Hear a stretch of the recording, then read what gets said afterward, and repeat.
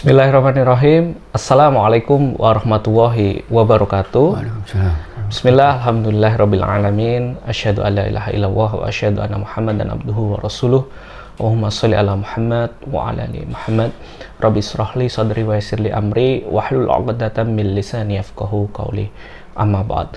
Alhamdulillah, sahabat Deki, bertemu lagi dengan kita di acara kajian Ustadz Agung Cahyadi menjawab, yang tentunya kita menjawab pertanyaan-pertanyaan yang sudah disampaikan oleh teman-teman semua, baik itu jamaah, netizen, melalui media sosial Dompet Al-Quran Indonesia ataupun media sosial dari Ustadz Agung Cahyadi.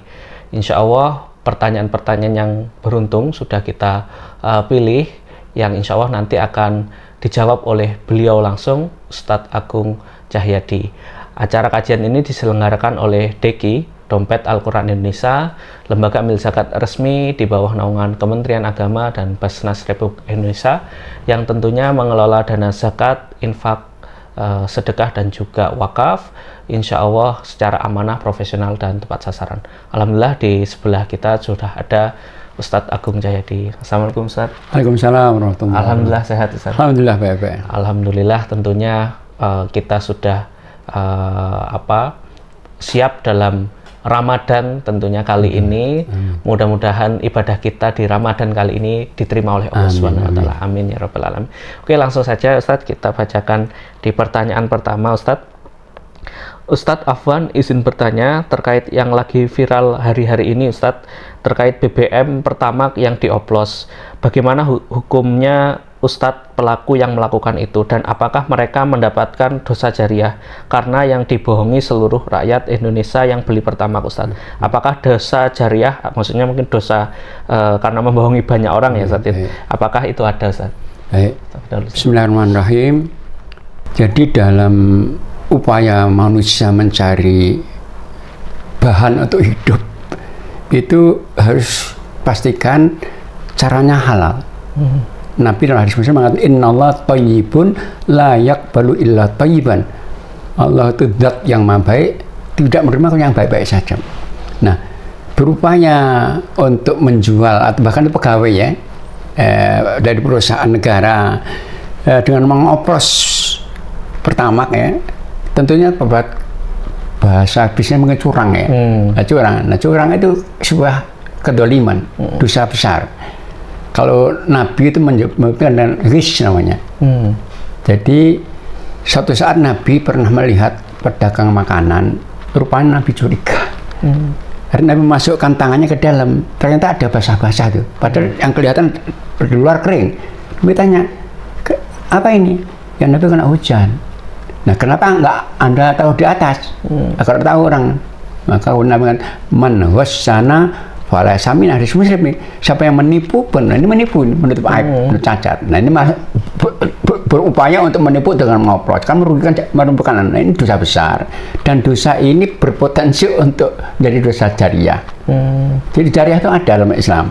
Ada hadis Muslim, Nabi mengatakan begini, man sanna fil islami sunnatan hasanatan falahu ajruha wa ajru man amila biha ba'daha. Wa man sanna fil islami sunnatan sayyi'atan wa ali wajruha wa ajru man amila ba'daha. Jadi Nabi, kalau ada seorang muslim melakukan kebaikan dalam Islam, maka ada pahalanya dan pahala orang-orang yang mengikutinya. Sebaliknya, orang yang melakukan keburukan akan dapat dosa dan dosa-dosa yang mengikutinya. Nah, ini kan harta itu kan dalam istilah Allah kan tuh memperdayakan matul hurur kan. Nah, orang mungkin dia awalnya sendiri ngajak temannya, akhirnya tertarik. Ini kan dosa jariah. Dan jariah orang dia bukan dari perbuatan, dan dia akan terkirim oleh dosa-dosa yang ikutinya.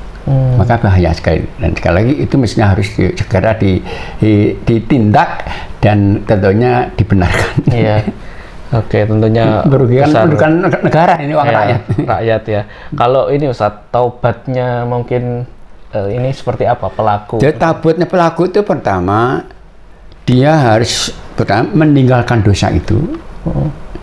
Kedua, menyesalinya. Ketiga, berjanji untuk tidak mengulang kembali. Keempat, lakukan itu segera setelah sadar itu salah. Kelima, banyak taubat, dan keenam, mengembalikan. kerugian yang karena uang negara ini hari nasional, maka harus kembalikan. Jadi orang itu mencuri, tobatnya nggak cukup istighfar, harus mengembalikan curiannya. Ada kewajiban mengembalikan lagi ya. Karena harta kan milik orang ini. Kalau itu kan seluruh rakyat Indonesia ini. Iya, maka dikembalikan negara mestinya. Iya. Jadi emang harus ada kewajiban melakukan itu. Ya. Tidak cukup dengan istighfar atau cukup. Maka mestinya ini orang hartanya bisa dirampas, dimiskinkan. Iya. Jadi ya seperti itu ya. Bagaimana yang lagi viral kali ini, tentunya itu semua harus diiringi dengan taubat, tidak cukup dengan istighfar, tapi juga tadi ya harus mengembalikan apa yang sudah dicuri atau dilakukan pengoplosan ini. Ya mudah-mudahan menjawab dari pertanyaan netizen ini. Tentunya kalau ini Ustadz, kalau soal minta maaf ke masyarakat itu harus ya? Harus itu. Jadi dosa berkaitan dengan publik manusia. Itu juga dengan Allah, juga dengan masyarakat, dan bukan siapa. Berarti tidak cukup dengan Allah, nggak sholat, cukup. istighfar gitu. Kita mendolimi orang nggak cukup istighfar, harus minta maaf pada orang itu. Iya betul. Oke, insya Allah menjawab ya teman-teman yang bertanya terkait hal-hal yang lagi viral kali ini. Mudah-mudahan menjawab. Kurang lebihnya mohon maaf. Billahi taufiq wal hidayah. Wassalamualaikum warahmatullahi wabarakatuh.